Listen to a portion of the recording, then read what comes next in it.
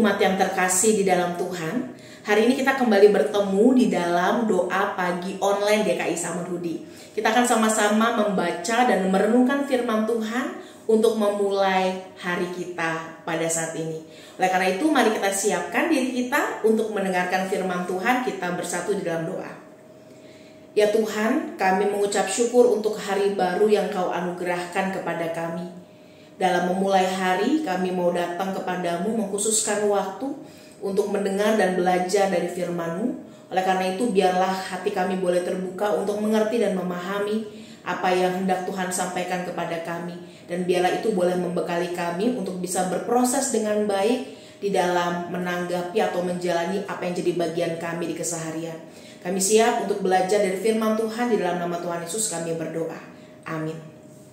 Saudara-saudara, saya mau mengajak kita untuk membaca satu bagian firman Tuhan yang diambil dari 2 Raja-Raja 18 ayat yang ke-19 hingga 25, dilanjutkan dengan pasal 19 ayat yang pertama hingga ayat yang ke-7. Saya akan bacakan untuk kita semua. 2 Raja-Raja 18 ayat yang ke-19 hingga ayat yang ke-25.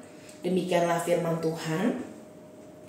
Lalu berkatalah juru minuman agung kepada mereka, baiklah katakan kepada Hizkia, beginilah kata Raja Agung, Raja Asyur, kepercayaan macam apakah yang kau pegang ini? Kau kira bahwa hanya ucapan bibir saja dapat merupakan siasat dan kekuatan untuk perang? Sekarang kepada siapa engkau berharap, maka engkau memberontak terhadap aku. Sesungguhnya engkau berharap kepada tongkat bambu yang patah terkulai itu, yaitu Mesir, yang akan menusuk dan menembus tangan orang yang bertopang kepadanya. Begitulah keadaan Firaun, Raja Mesir, bagi semua orang yang berharap kepadanya. Dan apabila kamu berkata kepadaku, kami berharap kepada Tuhan Allah kami, bukankah Dia itu yang bukit-bukit pengorbanannya dan mesbah-mesbahnya telah dijauhkan oleh Hizkia, sambil berkata kepada Yehuda dan Yerusalem, di depan mesbah yang di Yerusalem inilah kamu harus sujud menyembah. Maka sekarang baiklah bertaruh dengan tuanku Raja Asyur, aku akan memberikan 2000 ekor kuda kepadamu, jika engkau sanggup memberikan dari pihakmu orang-orang yang mengendarainya. Bagaimanakah mungkin engkau memukul mundur satu orang perwira tuanku yang paling kecil, padahal engkau berharap kepada Mesir dalam hal kereta dan orang-orang berkuda. Sekarang pun, adakah di luar kehendak Tuhan aku maju melawan tempat ini untuk memusnahkannya? Tuhan telah berfirman kepadaku, majulah menyerang negeri itu dan musnahkanlah itu. Kita lanjutkan dengan pasal 19 ayat yang pertama hingga ayat yang ke-7. Segera sesudah Raja Hizkia mendengar itu, dikoyakannya lah pakaiannya dan diselubunginya lah badannya dengan kain kabung. Lalu masuklah ia ke rumah Tuhan. Disuruhnyalah juga Eliakim, kepala istana, Setna, panitera negara, dan yang tua-tua di antara para imam, dengan berselubungkan kain kabung kepada Nabi Yesaya bin Amos. Berkatalah mereka kepadanya, beginilah kata Hizkia, hari ini adalah hari kesesakan, hari penghukuman dan penistaan. Sebab sudah datang waktunya untuk melahirkan anak, tetapi tidak ada kekuatan untuk melahirkannya. Mungkin Tuhan Allahmu sudah mendengar segala perkataan juru minuman agung yang telah diutus oleh Raja Asyur tuannya untuk mencela Allah yang hidup, sehingga Tuhan Allahmu mau memberi hukuman karena perbuatan-perbuatan yang telah didengarnya. Maka baiklah engkau menaikkan doa untuk sisa yang masih tinggal ini. Ketika pegawai-pegawai Raja Hizkia sampai kepada Yesaya, berkatalah Yesaya kepada mereka, beginilah kamu katakan kepada tuanmu, beginilah firman Tuhan, janganlah engkau takut terhadap perkataan yang kau dengar, yang telah diucapkan oleh budak-budak Raja Asyur untuk menghujat aku. Sesungguhnya aku akan menyuruh suatu roh masuk di dalamnya, sehingga ia mendengar suatu kabar dan pulang ke negerinya. Aku akan membuat dia mati rebah oleh pedang di negerinya sendiri. Demikianlah firman Tuhan. Saudara-saudara, hari ini kita akan sama-sama membahas sebuah tema tentang benteng keselamatanku. Belakangan, saudara, ada sebuah drama Korea yang menarik berjudul Bon Appetit Your Majesty. Ini dramanya bagus saudara ya, menarik sekali. Baru 4 episode dari 12, ini sudah menarik perhatian publik secara internasional. Tetapi saudara, kesuksesan awal drama ini itu bukannya tanpa masalah. Karena apa? Pemeran utamanya Lee Chae-min itu diragukan bisa memerankan peran ini dengan baik. Selain karena kehadirannya itu mepet di waktu belakangan saudara, karena pemeran utama seharusnya itu terkena skandal, jadi dia terpaksa gantiin ya belakangan. Tapi juga karena usianya yang 10 tahun lebih muda dari pemeran utama wanita. Ya, jadi dianggap ini kalau muda nggak bisa ngimbangin nih, nanti kejauhan usianya. Gak hanya dari segi penampilan yang dianggap nanti takut gak bisa ngimbangin, tetapi karena yang muda ini saudara biasanya dapat pemeran-pemeran yang dalam tanda kutip itu bukan yang utama. Dalam film-film yang lain ya dia menjadi pemeran figuran aja, kira-kira begitu saudara. Maka kemudian banyak orang yang memiliki keraguan, apakah Lee Chae-min ini bisa gak ya nanti memerankan dengan baik. Karena usianya yang muda, penampilannya yang dianggap terlalu muda, dianggap belum punya pengalaman yang cukup, itu pada akhirnya membuat orang merasa ragu. Tetapi saudara, nyatanya baru 4 episode orang kemudian udah tercemin-cemin gitu ya, udah kesemsem, senang, dan merasa ia sangat bisa diandalkan, melebihi ekspektasi saat dia kemudian memerankan dirinya sebagai seorang raja di drama itu.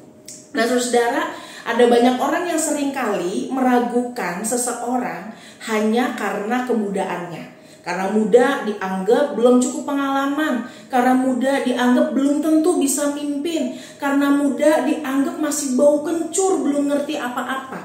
Karena muda di tengah situasi yang seringkali butuh keputusan, diragukan hikmat atau kebijaksanaan. Padahal saudara, dalam kemudaan pun orang juga bisa memiliki kematangan. Sekalipun memang pengalaman itu memegang peranan penting, tetapi bukan berarti orang muda tidak bisa menuju atau berada ke arah sana. Karena percayalah saudara, gak ada orang yang tiba-tiba bijaksana, gak ada orang yang tiba-tiba bisa mimpin, gak ada orang yang tiba-tiba jago kalau gak diberi kesempatan, khususnya pada masa mudanya. Dalam pembacaan kita, saudara, menarik karena kita melihat sosok yang menjadi raja, menjadi pimpinan justru dalam kemudaannya. Hizkia adalah sosok raja muda yang luar biasa saudara. Dia diangkat menjadi raja saudara ketika ia berumur 25 tahun. Ya, jadi kalau zaman sekarang mungkin masih habis lulus kuliah, awal-awal kerja saudara. Tetapi pada masa itu dia sudah menjadi raja Yehuda. Sudah menjadi raja yang memimpin bangsa yang cukup besar saudara. Dan dalam pergumulannya 14 tahun dalam tanda kutip pada masa pemerintahannya, which is artinya dia udah berusia 39 tahun, Raja Hizkia ini mengalami pergumulan yang luar biasa karena dia diperhadapkan oleh raksasa yang bisa menghancurkan, meluluh lantahkan Yehuda menjadi puing-puing. Raja Hizkia adalah raja yang bijaksana, raja yang taat, raja yang saleh, yang berusaha membawa bangsanya itu untuk kembali mengikut Tuhan dengan setia. Jadi dalam kemudaannya dia udah punya kesadaran penuh saudara bahwa mengikut Tuhan itu berarti berjalan di dalam jalan kebenaran Tuhan. Tetapi saudara, ia melakukan tindakan yang tidak biasa dan belum tentu diterima oleh orang-orang yang ada di sekitarnya. Dia melakukan reformasi besar-besaran dalam hidup keagamaan bangsa Yehuda, bangsa Israel saudara. Yang ia lakukan adalah dia menghapus tempat-tempat penyembahan berhala yang pada masa itu dianggap biasa.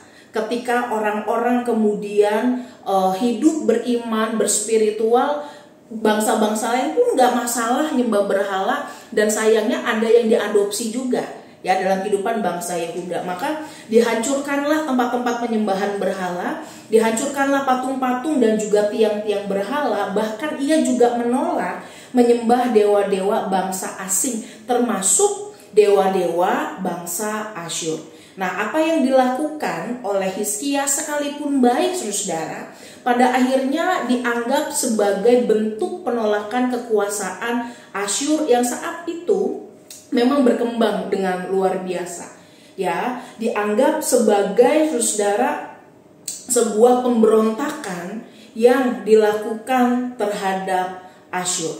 Ya, jadi apa yang dilakukan oleh Hizkia ini, saudara, bukan hanya memang nyatanya bukan hanya mau mengembalikan mereka pada jalur beriman yang benar, yang sehat, tetapi Hizkia juga melihat kesempatan ini untuk bisa melepaskan diri dari kekuasaan Asyur yang begitu mencengkam mereka dengan luar biasa. Karena ketika mereka dikuasai atau dicengkram oleh Asyur, saudara, tidak hanya secara pemerintahan mereka bergumul dengan berat, mereka harus mengikuti aturan-aturan yang mungkin bertentangan dengan iman mereka, tetapi ada juga tekanan ekonomi yang mereka hadapi.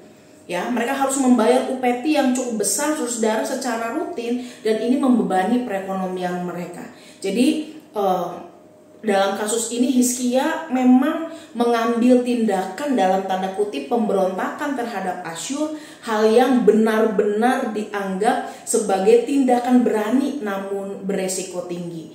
Oleh karena itu, saudara, apa yang dilakukan oleh Hizkia ini berbuah menjadi penyerangan yang dilakukan oleh Asyur kepada Yehuda. Ada banyak bangsa yang dihabisi oleh Asyur, ada banyak orang-orang yang mati di tangan Asyur, dan kini Yehuda kemudian menjadi sasaran utama. Yang menarik adalah, saudara, kenapa orang kemudian sangat takut kepada bangsa Asyur? Ya, orang takut kepada Sanherib, ya, Raja Asyur dan juga bangsa Asyur secara umum, karena memang secara militer, politik ataupun psikologis, saudara, mereka itu memiliki kekuatan untuk menekan yang luar biasa. Yang pertama adalah, saudara, bangsa Asyur ini adalah bangsa yang ketika menyerang maka mereka menggunakan strategi dalam bentuk kekejaman dan teror yang luar biasa. Jadi kalau dalam sejarah, saudara, bangsa Asyur itu dikenal sebagai salah satu bangsa yang paling brutal dalam sejarah kuno. Dan kekejamannya itu dijadikan alat teror agar kemudian musuh itu menyerang tanpa perlawanan. Jadi contoh kekejaman yang kemudian mereka lakukan, saudara, misalnya ketika mereka berperang, mereka akan mencongkel mata tawanan. Ya, mereka akan menguliti musuhnya hidup-hidup. Mereka juga akan menancapkan kepala atau tubuh musuh di tiang sebagai peringatan, saudara. Tidak hanya itu, mereka juga membawa tawanan dengan pengait di hidung ataupun di bibir seperti dilakukan kepada binatang, dan ini disebarkan menjadi sebuah teror. Belum lagi kekuatan militernya yang luar biasa dengan pasukan besar yang profesional, saudara, dengan keterampilan dalam taktik perang dan seterusnya. Mereka juga menaklukkan suku-suku dan juga bangsa lain dan lain sebagainya. Dan tidak hanya itu, mereka juga melakukan tekanan secara psikologis kepada bangsa-bangsa atau musuh-musuh yang dilawan oleh Asyur. Mereka biasanya akan mengirim utusan untuk mengejek, untuk melemahkan mental musuh, saudara, sehingga mereka mendapatkan kemenangan bahkan sebelum peperangan itu terjadi. Ya, jadi nggak heran, saudara, kalau akhirnya karena pemberontakan yang dilakukan oleh Hizkia, maka Yehuda ini menjadi sasaran empuk, ya, dari Asyur. Dan pola kekejaman teror tadi juga dinyatakan dilakukan kepada Hizkia, saudara. Oleh karena itu, dalam pembacaan kita melihat bahwa ketika kita membaca bagian awal di ayat yang ke-14, saudara, Hizkia itu pada akhirnya dalam percakapan dengan utusan yang diberikan atau diutus oleh Asyur, Hizkia merasa bahwa ya dia mengaku salah, ya, bahwa dia melakukan hal yang tidak benar. Ya, ayat ke-14 dikatakan, lalu Hizkia Raja Yehuda mengirim pesan kepada Raja Asyur di Lakis, aku telah bersalah, undurlah daripadaku, apa yang kau tanggungkan kepadaku akan kutanggung. Lalu kemudian Asyur menetapkan denda kepada bangsa Yehuda. Hizkia ini merasa bersalah bukan karena Hizkia melakukan tindakan yang tidak bermoral, saudara, bukan. Tetapi karena Hizkia menyadari bahwa pemberontakannya kepada Asyur itu membawa situasi yang benar-benar menyebabkan bangsanya ada di antara hidup dan juga mati. Ya, dia lagi berbicara kepada Raja Asyur untuk mengaku bahwa ya saya punya kesalahan ketika melakukan pemberontakan secara politik. Dia mengaku bersalah karena itu menjadi upayanya untuk menyelamatkan rakyatnya, untuk menyelamatkan bangsanya. Dia berusaha menghindari kehancuran total. Maka ketika dia mengatakan saya bersalah, apa yang mau Tuhan kemudian tanggungkan kepadaku akan ditanggungan kepadaku. Karena memang posisi Yehuda itu gak ada dalam posisi tawar yang baik, saudara. Ya, bahkan saking dia merasa bersalahnya, dia kemudian bersedia menerima apa yang kemudian menjadi denda ya dari seorang Raja Asyur, dan itu dendanya nggak main-main, saudara. Kalau dalam bahasa Indonesia masa kini dikatakan dendanya itu, saudara, kalau di sini kan dikatakan ayat 14, denda sebanyak 300 talenta perak dan 30 talenta emas. Itu sama dengan 10.000 kilogram perak dan 1.000 kilogram emas. Saking gak punyanya, saudara, maka apa yang ada di bait Allah, yang ada di pintu-pintu yang mereka punya, itu emas-emasnya, perak-peraknya dikeletekin, saudara, untuk diberikan, untuk mengatakan saya ngaku, saya udah salah, tolong jangan habisi bangsa saya. Tetapi teror itu tetap terjadi. Dendanya kena, saudara, mentalnya kena, tapi kemudian utusan itu merendahkan Tuhan. Dia bertanya, kamu mau minta tolong sama siapa? Apakah kamu pikir dengan ngomong itu sama aja jadi kekuatan untuk perang? Ya, dia melemahkan mental secara psikologis, saudara, untuk mengatakan lu gak ada yang bisa tolong, lu udah pasti kalah. Dan yang menarik dalam pembacaan kita, justru utusan Asyur ini mengatakan, saudara, ya, di ayat yang ke-25 pasal 18, sekarang pun adakah di luar kehendak Tuhan aku maju melawan tempat ini untuk memusnahkannya? Tuhan telah berfirman kepadaku, majulah menyerang negeri itu dan musnahkanlah itu. Orang Asyurnya, utusannya mengatakan, mau minta tolong sama siapa? Sama Tuhan, sama Allah. Tuhan kamu loh yang suruh saya hancurin kamu. Dan memang kita tahu, saudara, Tuhan memang nyatanya memakai bangsa lain untuk menghajar bangsa Yehuda, bangsa Israel secara utuh, betul, saudara. Tapi dalam kasus ini, utusan Asyur ini menghina Tuhan, merendahkan Tuhan. Dia mencaci maki Tuhan, saudara, mempermalukan Tuhan. Dan disitulah Tuhan tidak menutup mata. Tuhan yang adalah benteng keselamatan Israel, Yehuda, tidak menutup mata ketika ia melihat umatnya menderita, ketika ia melihat bagaimana bangsa lain mengolok-olok bangsa pilihan yang dikasihinya dan mengolok-olok dirinya sendiri, saudara. Maka kalau kita melihat pola yang menarik ya, perubahan dari pasal 18 sampai 19, saudara, kalau kemudian pasal 18 dilihat bagaimana Hizkia itu sempat bersekutu ya dengan bangsa yang lain, sempat mohon pengampunan dari Asyur, tetapi saking ngenesnya apa yang diharapkan, saking kayaknya ini enggak, situasinya udah terlalu tidak terkontrol dan akan habislah mereka semua. Maka menarik karena di pasal 19 itu justru menunjukkan bagaimana Hizkia mengoyakkan pakaiannya, diselubungi dengan kabung tanda berduka, dan dia masuk ke rumah Tuhan. Dia minta pertolongan Tuhan, dia minta penyertaan Tuhan, dia minta perlindungan dari Tuhan.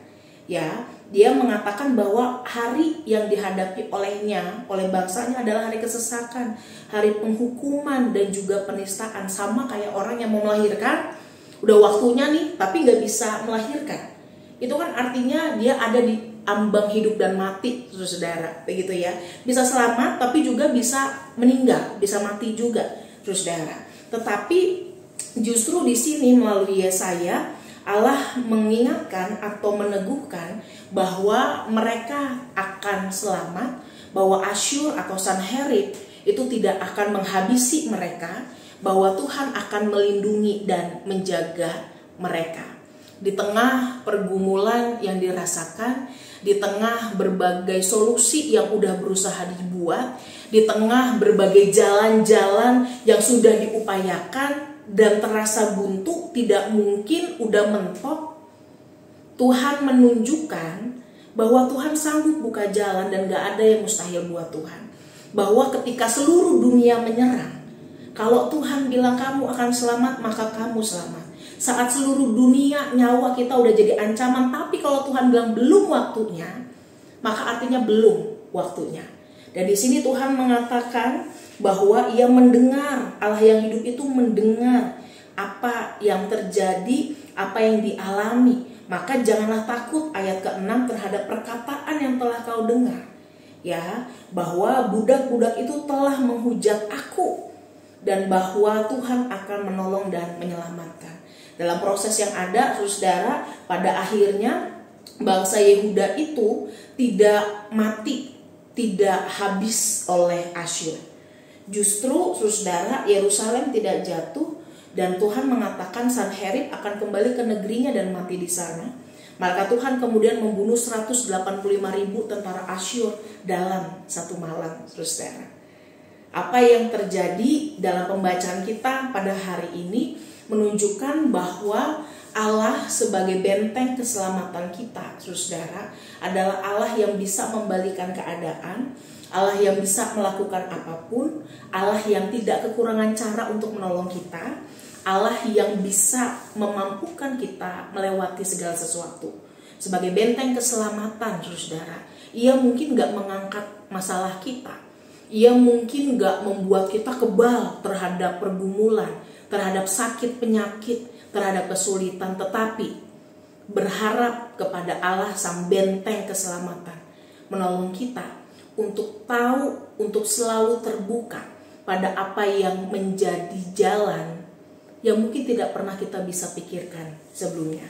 Oleh karena itu, kalau hari-hari ini kita mengalami masa-masa yang berat, yang kita udah upayain kayak Hizkia ya, udah upayain ini itu, cari jalan ini itu, solusi ini itu, tapi kayaknya mentok, saudara.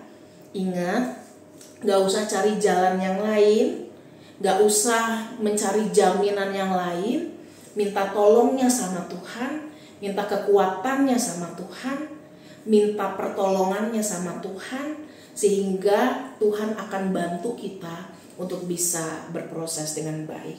Tuhan adalah benteng keselamatan kita yang hidup, saudara. Bukan benteng yang mati, yang ketika dibom kemudian hancur. Enggak. Dia adalah benteng keselamatan yang hidup, yang kepadanya kita bisa berharap. Kiranya Tuhan menolong dan memampukan kita untuk berproses dengan baik. Semangat, saudara, karena hari-hari yang berat pada waktunya juga pasti akan berlalu. Kesulitan pada akhirnya membuat kita lebih kuat. Hal-hal yang tidak mudah menolong kita untuk menemukan juga berkat-berkat yang diselipkan di dalamnya. Selama kita mau berproses dengan baik, bergantung dengan benar pada Allah sang benteng kehidupan. Tuhan menolong dan menopang kita, saudara. Kita akan menutup di dalam doa. Mari kita bersatu dalam doa. Tuhan tolong dan berkati kami dalam proses yang kami jalani. Kami berdoa agar Tuhan memampukan kami untuk melewati segala sesuatu, untuk bisa menjalani apa yang menjadi bagian kami dengan sebaik-baiknya. Doa kami agar kami dimampukan untuk terus-menerus berproses dalam pertolongan dan penyertaan Tuhan. Terima kasih Tuhan untuk kasih setiamu, untuk kebaikan kamu, untuk kebaikanmu. Kiranya kuat kuasa Tuhan menolong dan menopang kami untuk bisa tidak hanya bertahan, tetapi juga melakukan apa yang jadi bagian kami dengan sebaik-baiknya. Kalau kami akan memulai dan melanjutkan perjalanan kami, pekerjaan kami seluruh hari ini, penyertaan dan berkat Tuhan kiranya mengiring kami semua. Di dalam nama Tuhan Yesus kami berdoa dan mengucap syukur. Amin. Terima kasih saudara-saudara. Selamat menjalani hari. Tuhan berkati. Bagi Bapak Ibu yang memiliki pergumulan khusus dan ingin didoakan, bisa menghubungi rekan-rekan pendeta di nomor berikut.